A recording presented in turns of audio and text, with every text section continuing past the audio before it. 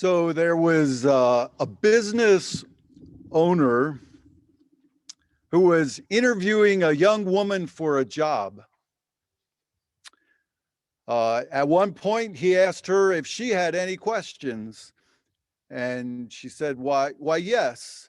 I noticed that your workforce is only 31% women. So are there things that you try to do as you hire to move that percentage closer to the population average?" And he said, "Well, not really. I try to be a smart business person. And so when I hire, I try to pick the best person for the job, women or man. It would be crazy to pick someone who's less qualified just because they're a woman." She didn't like that, but sort of had to, she did understand. But she thought of a further question that might be more helpful to see if the company will move at least a bit toward hiring equality uh, in this opportunity.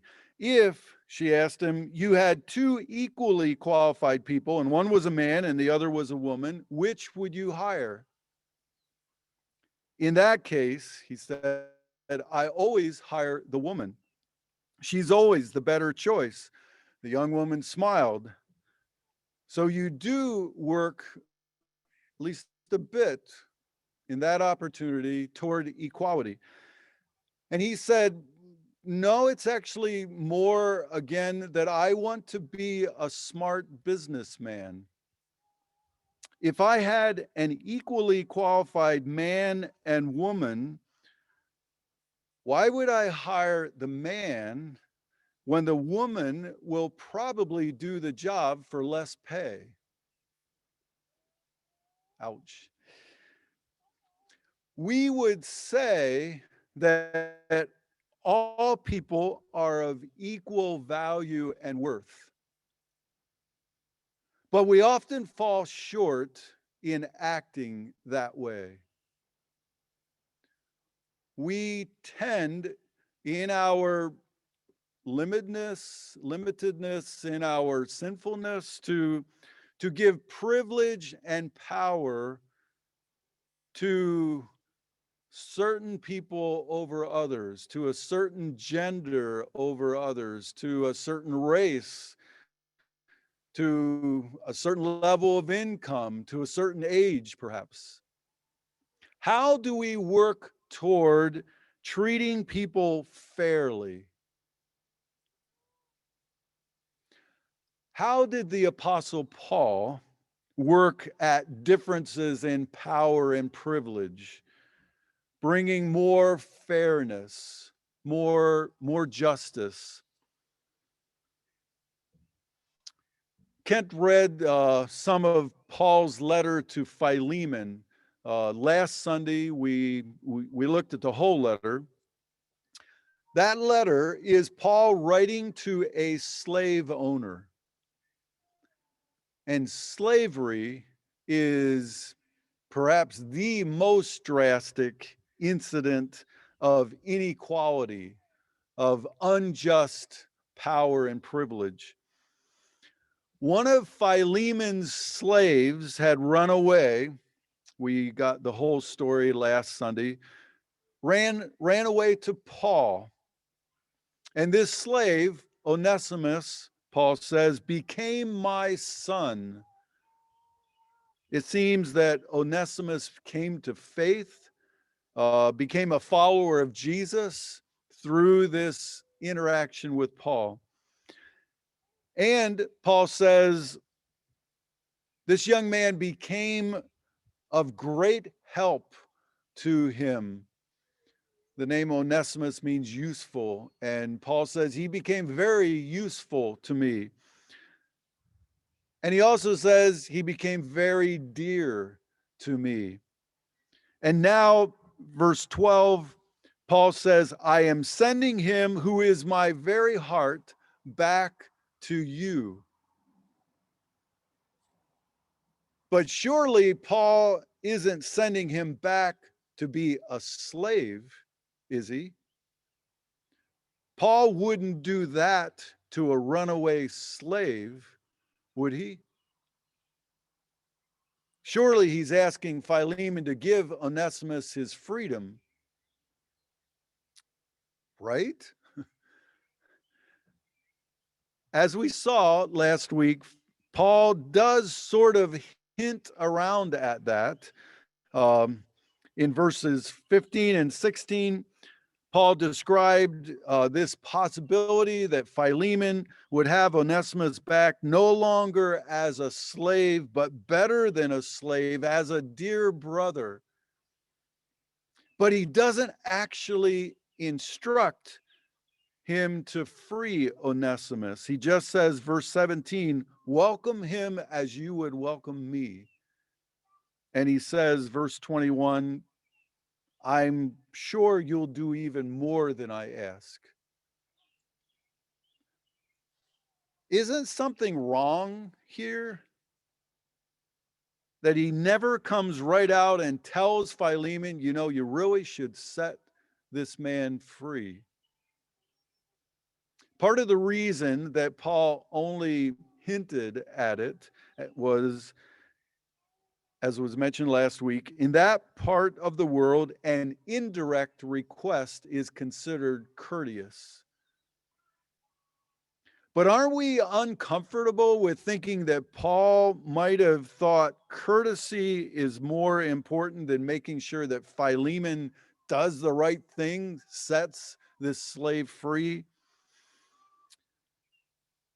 And we don't just have that incident recorded in Philemon, but we also have what Paul wrote in Colossians. Kent read Colossians 4, verse 1. Colossians was the church in which Philemon was a member. Actually, the church met in Philemon's house. And probably the letter of Colossians and Philemon were written and delivered at the same time. Look at what Paul said. Actually, look at what he didn't say, maybe. He addressed the masters, Colossians 4:1. He didn't say, masters, you should set your slaves free, but he just says, be just and fair with your slaves. But slavery is the most horrible inequity that there is. Much worse than a difference in pay scale, although that matters, that's unjust. So shouldn't Paul tell Philemon it's wrong to have a fellow human being as your property? Tell Philemon and the whole church? We believe that God inspired Paul as he wrote these letters, that Paul wrote what God wanted to say. Are we sure that Philemon and Colossians are divine wisdom? I am sure. And my goal the next minutes is to help you see what I think I'm seeing. Let's imagine a first century couple. We'll name them Lucius and Mila. Slavery is commonplace for them. About 20 to 30% of the people in their city are slaves. Neither of them has known a world without it.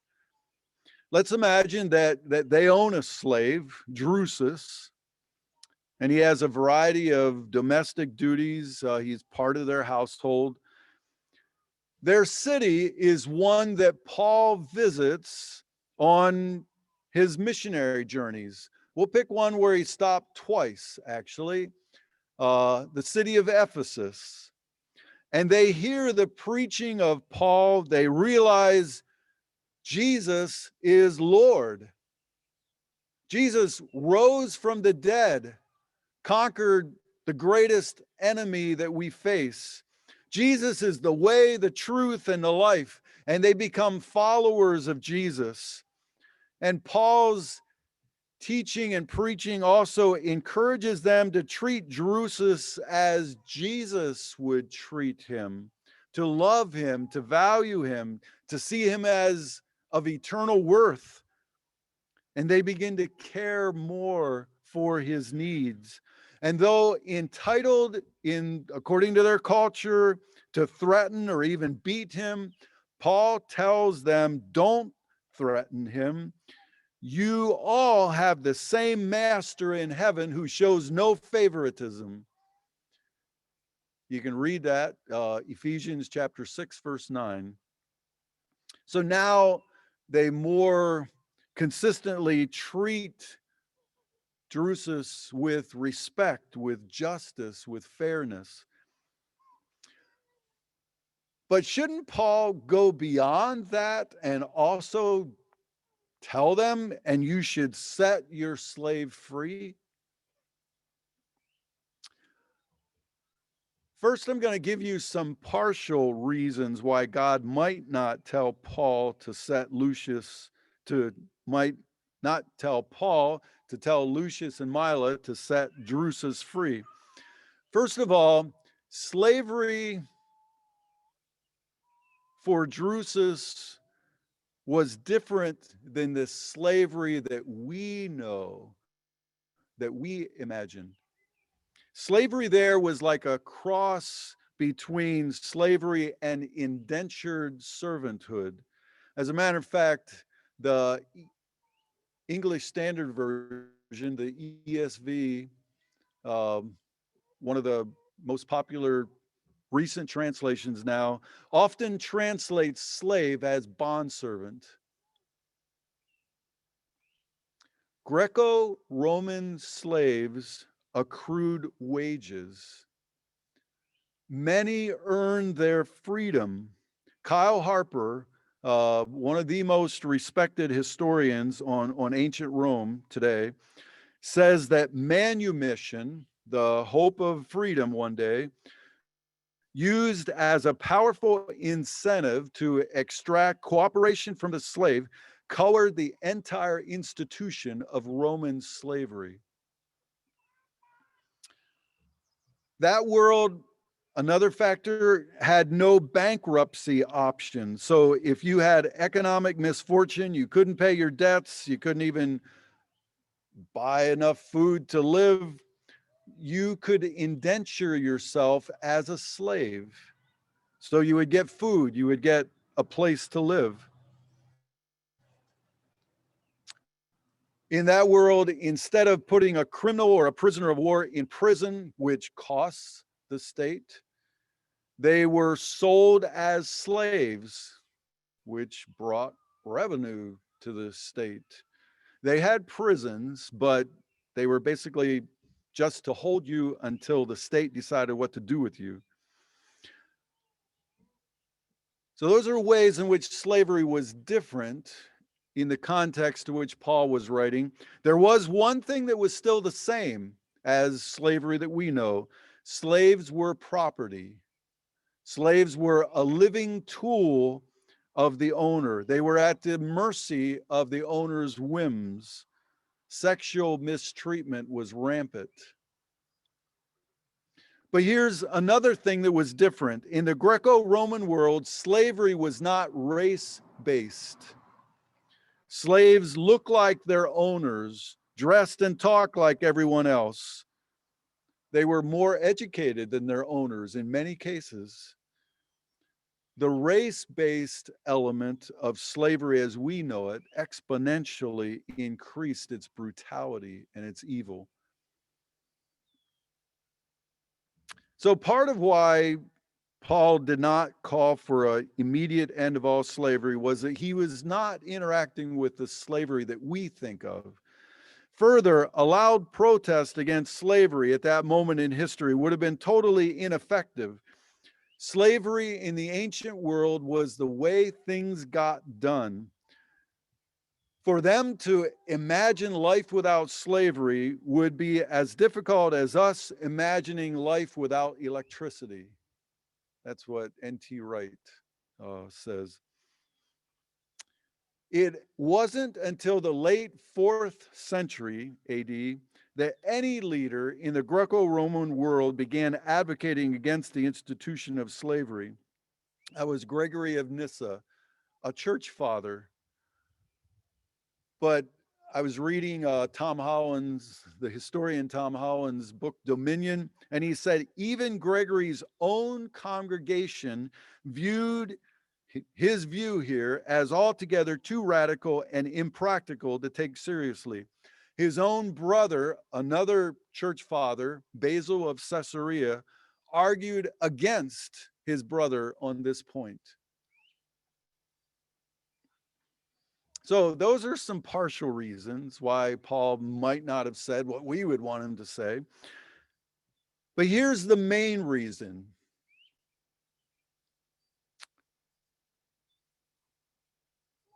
Paul chose the best way to work toward equality. How does it work if we demand equality, if we order people to end all status differentials, if we try to impose equality from the outside? Interestingly, think of what happened in the American South after the Civil War. The South, as you know, was occupied by the conquering army. The Reconstruction Acts were military Reconstruction Acts. Slave owners were forced to give their slaves freedom. The South was divided into 5 military districts governed by previous Union generals. How did that work for setting slaves free to be imposed by force? Did the former slaves begin now to feel like, okay, now we are being treated equally? We all know that's not the case. When you try to legislate equality, when you force people to give others full rights, you typically only change the veneer. You change the external behavior, you change some of the surface behavior. Yes, the institutional shell of slavery was removed, but the actions and attitudes of slave owner, slave were still all too present. The former slaves still suffered oppression, mistreatment, inequality. Forcing people to treat others equally doesn't change their heart, doesn't make them want to treat others equally. As a matter of fact, forcing someone to do something tends to work the opposite. There's another pitfall in working for equality through ordering it. And we can see this today when we try to legislate equality, we come up with dysfunctional forms of equality. For instance, all kinds of competing interest groups claiming to be victims. C.S. Lewis said, and this would have been a generation or so before this situation, but he said, a focus on equality breeds that stunted and envious sort of mind which hates all superiority. So Paul did not demand equality and justice. But what did he do? He called for love and justice. Didn't demand equality and justice, but called for love and justice. Instead of saying, set Onesimus free, he said, treat Onesimus as your brother. Seeking equality runs into pitfalls that keep us from reaching justice.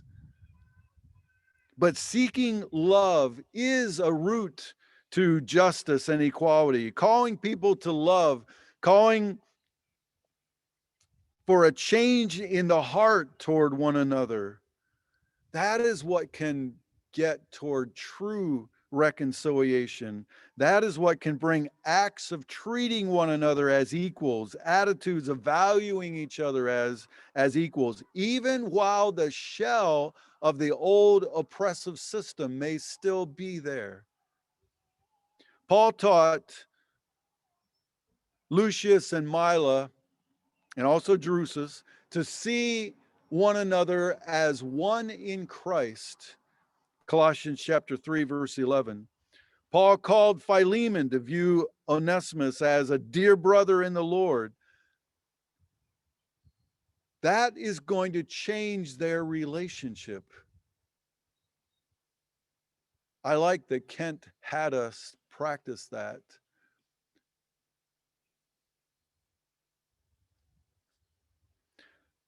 Paul tells slave owners to be just and fair to your slaves, Colossians 4:1, and to not threaten any of the slaves, Ephesians 6:9.